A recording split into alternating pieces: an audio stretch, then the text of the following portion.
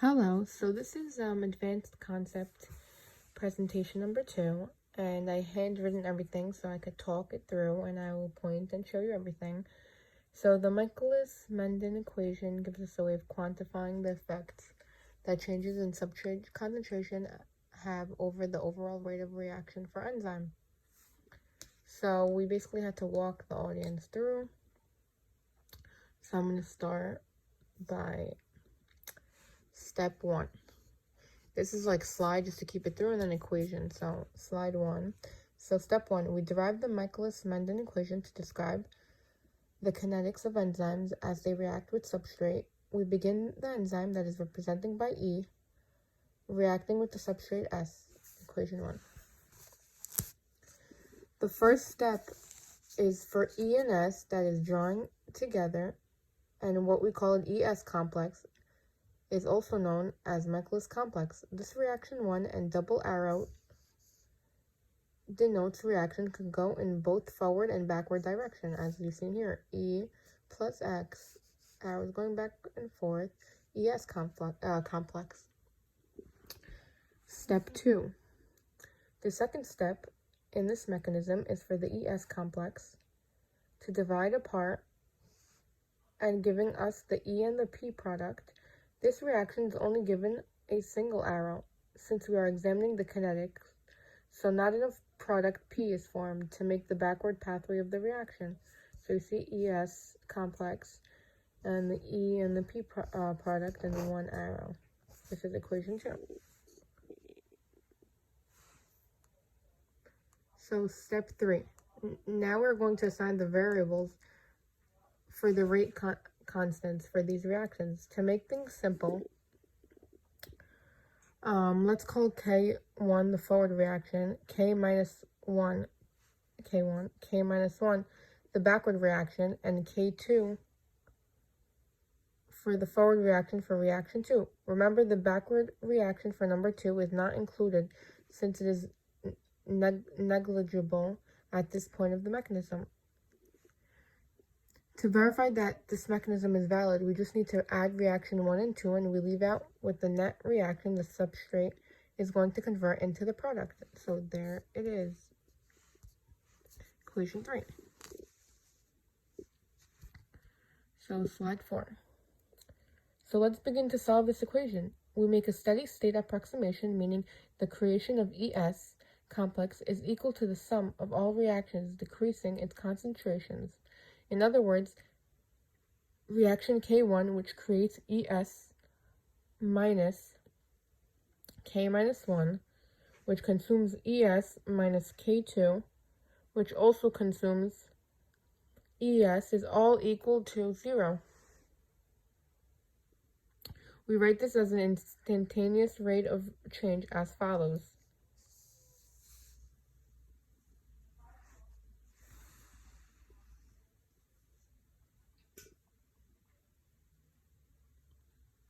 These expressions, so now step 5. These expressions show the initial rate of reaction where the reaction only depends upon the concentration of the reactants. For the K1 reaction, the reactants are E and S. The one problem we have, it's very difficult to determine the value of unbounded enzyme.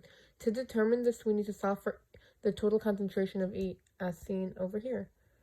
So I'm going to show you how we solve it. So we solve for E by subtracting ES from both sides.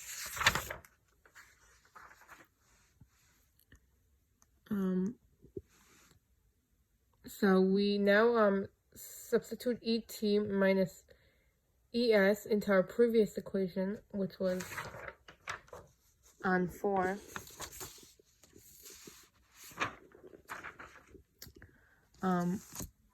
Sorry, we're on here, step 6. So we now substitute ET minus ES into our previous equation.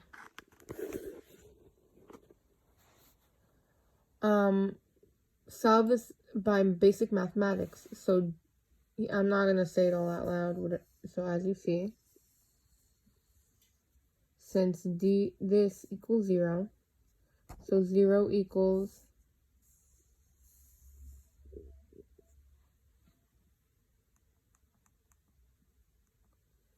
We then we're going to step 7. We then factor out the ES, leaving us the following equation.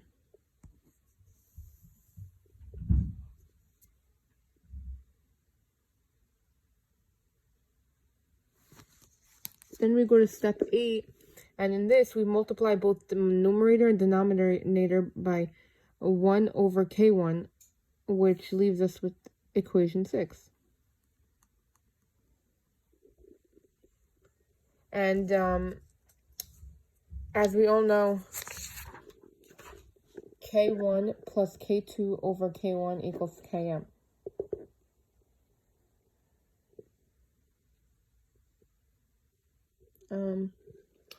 So now, we're up to here.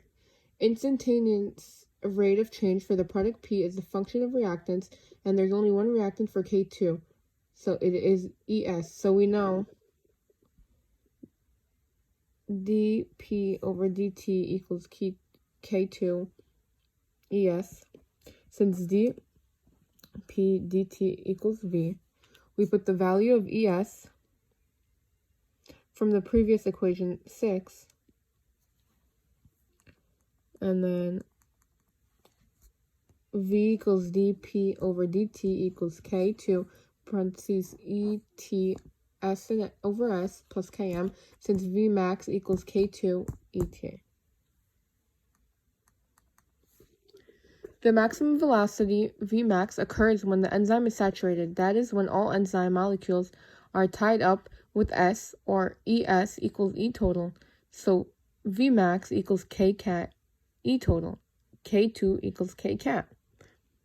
V equals Vmax S over S plus Km.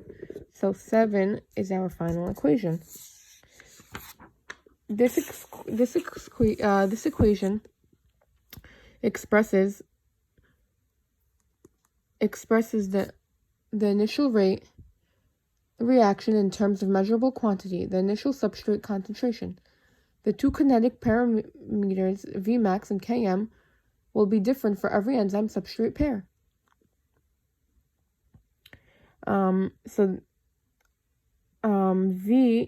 So as we had to define all of them, so you know what we're talking about. V is measured velocity, Vmax is maximum velocity, S is substrate concentration, Km is the Michaelis-Menten constant.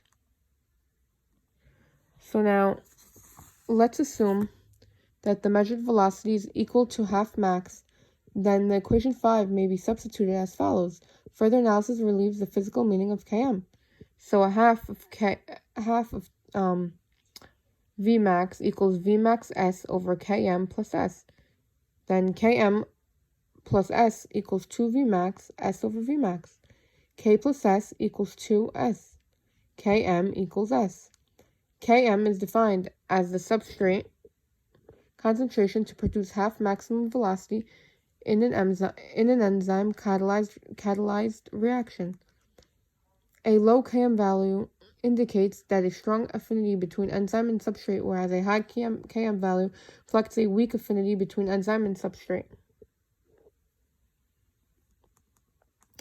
So over here, slide 14, final step. This is a plot of the Michaelis-Menten's equation predicted reaction velocity as a function of substrate concentration, with the significance of the kinetic parameters Vmax and Km graphically depicted. Thank you for watching, and I hope I was able to guide you through the steps. I know it was difficult to do it handwritten, but thank you very much, and I hope you understood.